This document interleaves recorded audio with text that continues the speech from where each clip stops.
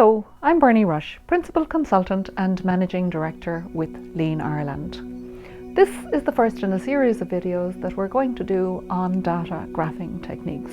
They say a picture paints 1,000 words, and nowhere is that more true when you're trying to understand what's happening in your process. Our first technique that we're going to look at is a run chart, a very simple line graph that can help you understand what's actually happening in your process. For myself, when I'm analysing data, it's always the first graph that I draw when I have variable data to analyse. To construct a run chart, you only need Excel. You don't need any sophisticated software.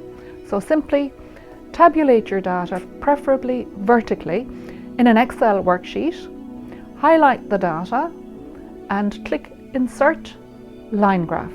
In Excel, you'll see that there are a variety of line graph designs that you can choose from.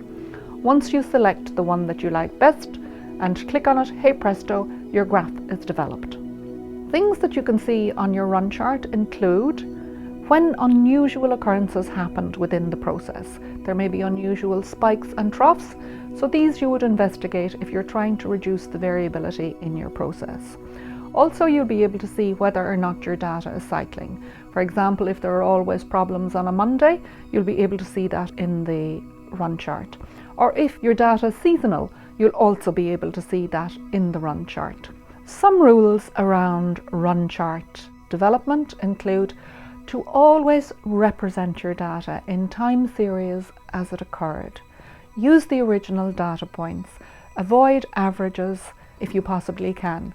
Do not filter or amend the data in any way.